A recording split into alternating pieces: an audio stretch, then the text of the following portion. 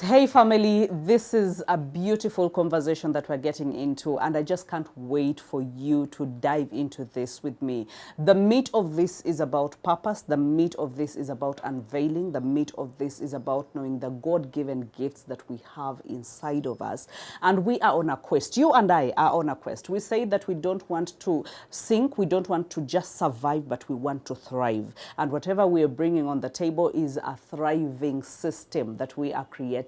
And today it's going to be one and only Valentino that is going to share their life, his life in finding purpose, in hooking onto God. And I know that it's going to be strengthening us. It's going to stir us up. So come on this journey with us. And in case you have any question, we're going to be able to, come back to you. But just come on this journey with me. I know that it's going to be powerful and mind-blowing. So let's get into it.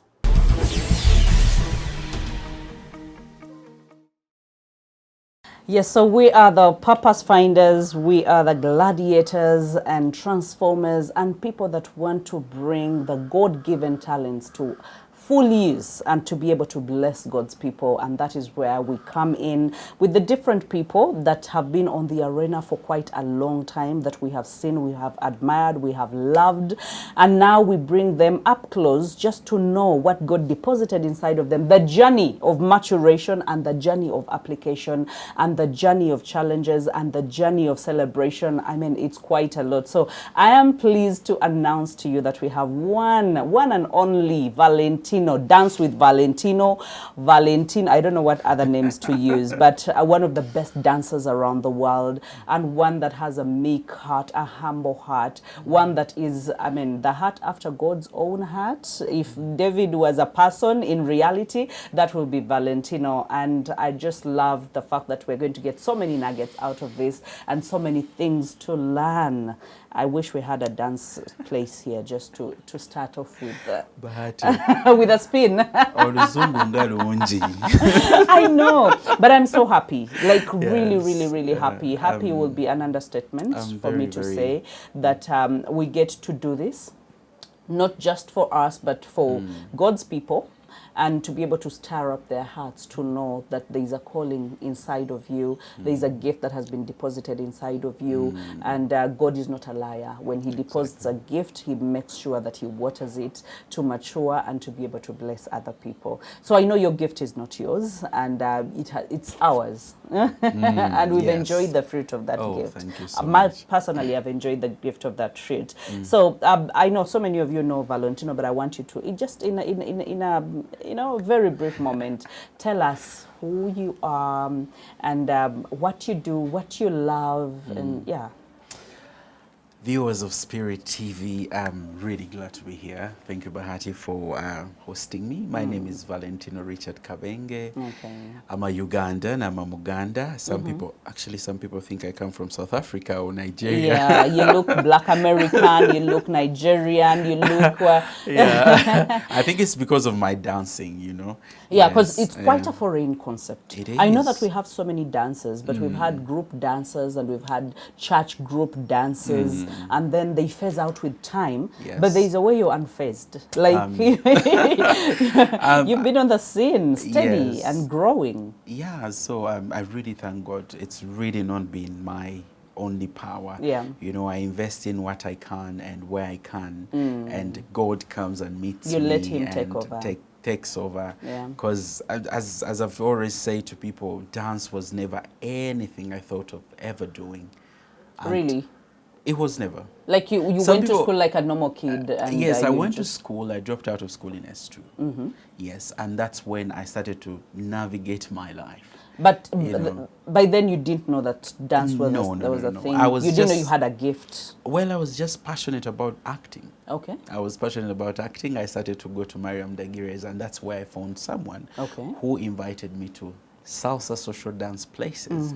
And as I went there, I just saw people dance, and I loved how they were all living in harmony. And because I remember by that time I didn't have where really to belong, because I was just a young man who had just left school.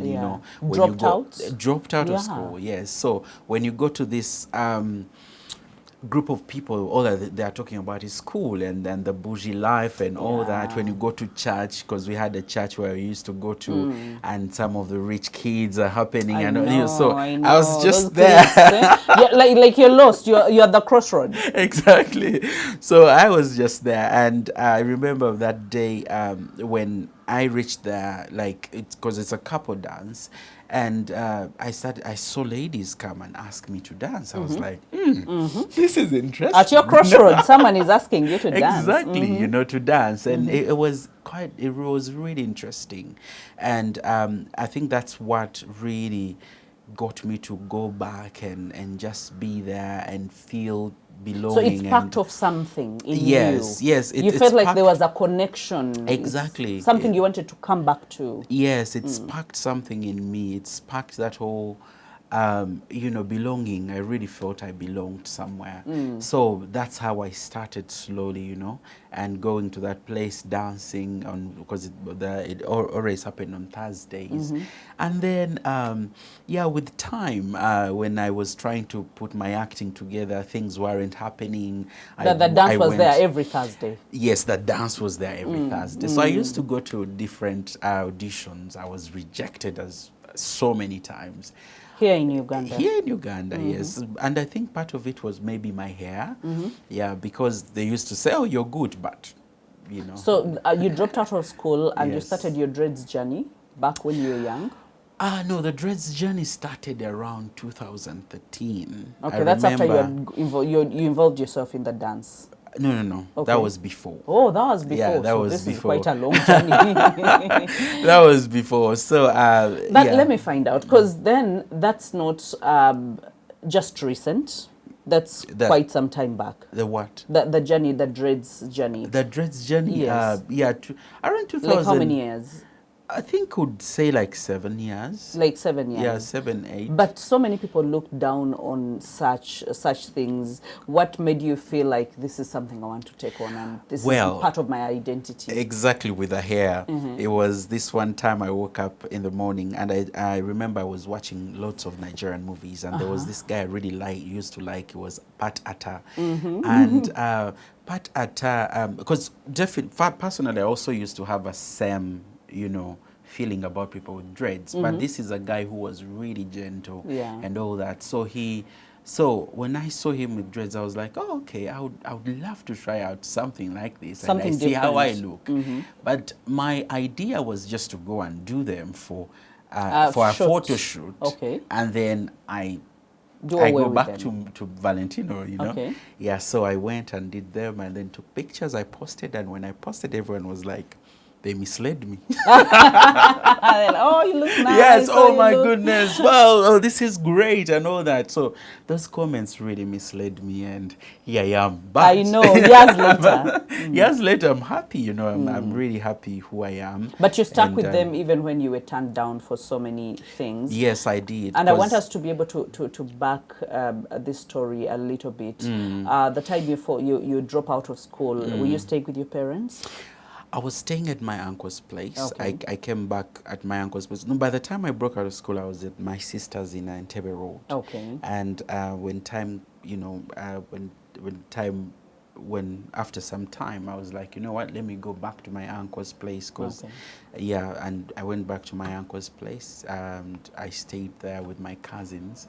And I started to rear cows around and do home things in the morning when they're going to school. I'm the one left home to take care of the home and all that. So, okay, so they would go to school, you stay home, and stay you home. just didn't feel like a failure. Because I feel like the reason as to why I'm backing this up is because so many people in this generation, they feel so lost, even when they have everything around them. Now, you had nothing, dropped out of school, but you still have a sense of, I don't know, of just living life, like continuously. You're not stopping, not for anything. Anyone would have said, I'm out of school, let me just hook up with drug addicts, let me just look up. We look for the worst things to take up our time. But you go to a dance studio and you keep going back, and then you do your hair for a photo shoot, and then you're just living life. Yes. You're not willing to stop at anything or even sympathize with your situation and just throw in a towel. Exactly. The thing is, it's really not an easy journey. I know. It is not really an easy journey. And I really want to thank my background, you know, how we were raised, you know. We were really conscious about certain things. There are things I cannot do right now because of how I was raised, you know. Yeah, so I have important. that, is it called intuition or what? Yes, yeah, it's in intuition. You're very cautious about what's happening. Yes, I am. So, but by the time I left school, of course, there was a time of being lost, you know. You're like, okay, what do I do? What do I do? What do I do? But I was that kind of person, and I'm still that kind of person who really wants to learn. I want to ask questions. I want to be around people who are better than me, you know. So I was always around those kind of people. I want to ask questions. How is this done? How is that and that? So the curiosity. And by then I think that was the time I really started to really venture my journey into Christ. And I remember by that time there was this song Judith Baviri had released of Nzijukira. That was oof. There was this line saying Jukira wasubizo kumpita basinga nkoyita. So I remember there was a time I was ngamba kuchima bikuta, you know, for the cows. For the cows. Yes. And I was just there feeling so lonely, so alone. And I remember I had bought a small radio and a tape of that album, and I used to like play it and rewind it and all that. Yes, I bought a tape. You're giving me goosebumps right now. I used to rewind and listen, and that line really spoke volumes, and that's the power of art. That's as in, you felt like indeed there's a God who hears my prayers and sees my cries. Yes, because I was just alone, and I didn't know what to do. But when I started to listen to music and gospel music, I started to feel a kind of way, you know, kind of way, and feel I have a friend that I can talk to any moment, any time, and listens to me. So I could just simply be there and listen to a song and go deep down into the lyrics. What do they mean? Eh? For me, personalize them, exactly, own them. Exactly. I personalized those lyrics, and they really meant a lot to me. You know, that's one of the songs that got me through really hard situations. You know, oh my goodness! And just knowing that you anchored yourself in God when you could have anchored yourself in anything else. You know, people look for ways of bandaging their wounds and their lack and their sense of loneliness, and they bandage it with so many things that would actually never cause satisfaction. But so when you say that you grounded yourself in God and these songs took you through a very rough patch, you realize that I was speaking at church recently, and I told people that the grace of God functions in a way that when you are weak, you don't need, as coaches we speak about affirmations, we talk about confessions, we talk about all these things, but sometimes when you are at your weakest point, affirmations can never even come through. Exactly. But what you need is to attach yourself to a strong thing. You are weak, you attach yourself to someone who is strong, and that person is able to pull you out. And that was God for you in that moment, saying, I'm holding on for dear life to take me through this. Yes. Oh my goodness. So, and when you talk about that, okay, so you go through the phase where you're taking care of the cattle, you're taking care of the home, you go to the dance studio, because I want to connect this to how you find your purpose, how you get to a place of saying, you know what, I want to keep dancing and keep dancing. Yes. So, when I went to the dancing, it was just a social dance place where it was more like a club where people come and dance to a piano. For us, we were dancing to salsa. Yeah. So they used to give like basic social dance classes before, you know, how do you hold a woman, how do you do all those things, and so they used to just be basics, and then you find yourself, you find your way.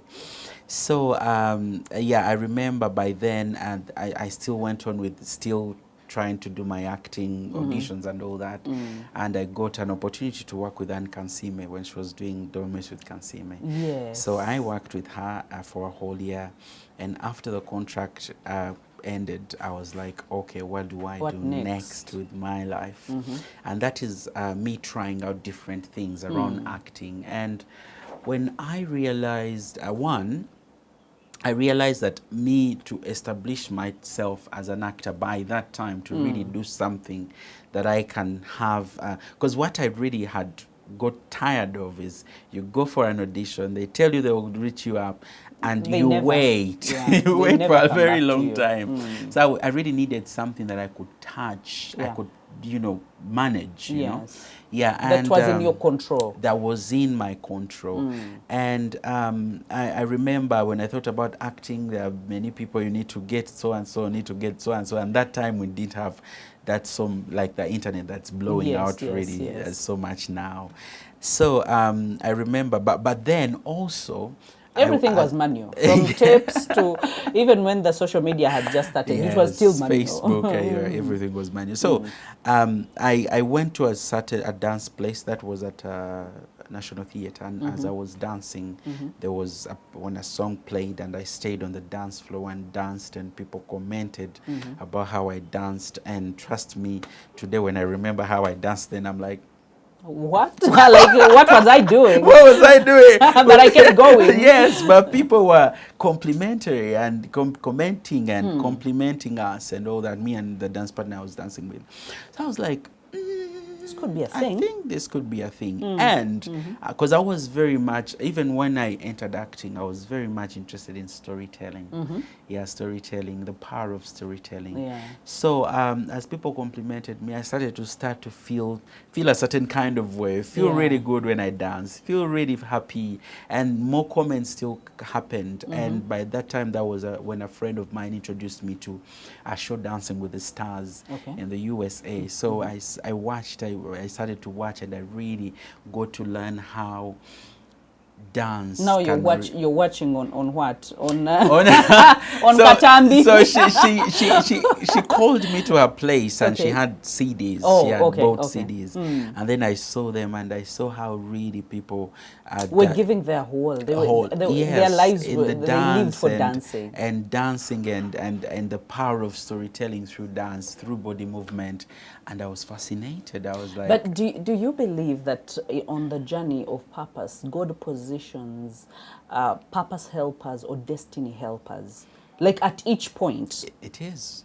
Like, and then he orchestrates every step that it leads to another. It opens up another door. It could be a door of knowledge. It could be a door of connection. It could be, and sometimes you, just like you said, you're looking back, you're like, I could never have taken myself through all those things.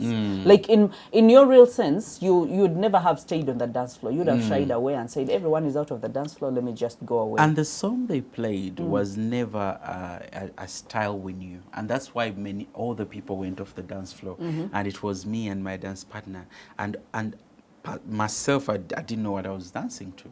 You know, it's now that I know the song and I remember it, and I know now the style. I'll say I was dancing to a rumba, but before that, I didn't know what it was. But I just moved. You felt your body was fluid, and you're just in the moment. Music took me to a certain place, and that was it. And people, you know, and that was the beginning of it. I felt a really strong connection, and I'm like... And what really brings me, because then I want to be able to unpack some of these things for the people that are following us and watching this, because so many people try one thing, and if it doesn't work out, they just throw in a towel. So you realize that you touched on to so many things. Your journey started with you wanting acting, and you're led to a dance, but you keep coming back to a dance. That means that there is a part that is not in God's control, the part that we bring to the table as human beings, that I will show up.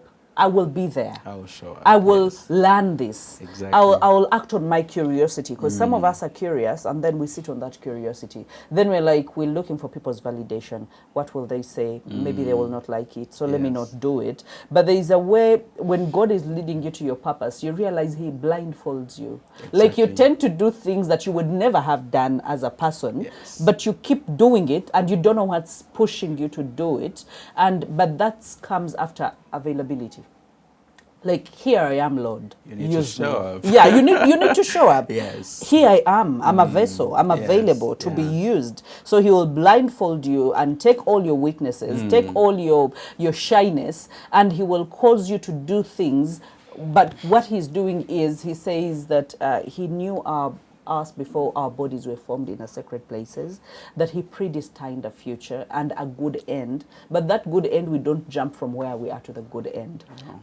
From where we are, we grow. in an organic way. Steps. But one thing about let me preach a little bit. One thing about God that I have seen on the journey of purpose is sometimes the growth will be incremental. Sometimes he will multiply us. And sometimes it will be a quantum leap. Like you will skip phases that you didn't know you skipped, and then you'll be like, how did I arrive on this scene? Like if it were another person, they would have gone through a lot of things, but there's a quantum leap that God causes you to skip over so many phases and gets you to a place that you never thought you will get. Yes. And now when I look at your story, I feel like there were so many applications of addition, just slow growth, and the multiplication, and then there was a quantum leap of, just getting there. So you start dancing, and you're on this level, and then the destiny helper, the person who says, come and watch this. Yeah, come and watch this. As in, he's preparing you, or he's giving you a platform that is higher than where you are, saying, Exactly. if you thought you were doing it at the local level, people are doing it at an international level. Exactly. And they're doing this in a bigger way. What did that do to you? What that did to me, one, it made me feel great in a way that I knew other people that are much better, living a better life, are really pursuing this.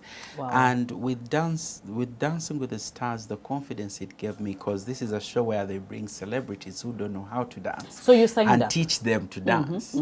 So it gave me confidence to know that actually I don't need to be the best. I need to show up. Exactly. Because these celebrities were showing up, you know, they didn't know how to dance, and they were teaching, they learned, they were vulnerable. They allowed themselves to be vulnerable and learn and do all that. Yes. Yeah.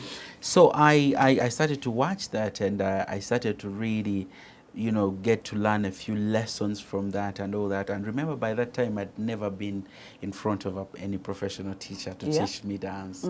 And I am that's why I love God so much, because there was a time I became really hungry and I wanted to learn, thirsty, the hunger. To really I'm like, God, and all I could say, because I looked around and there wasn't anyone that would give me what I needed. I just went every time on my knees and said, God, teach me how to dance. Wow. Teach me how to dance. I don't know how there's no one. I don't know anyone. I don't know how that's but I know you. Yes, I don't know how that's gonna happen. But teach me how to dance. An honest prayer. So I used to pray that prayer, and I remember even when I got my breakthroughs in dance, I'd never been in front of a professional choreographer, professional teacher, and.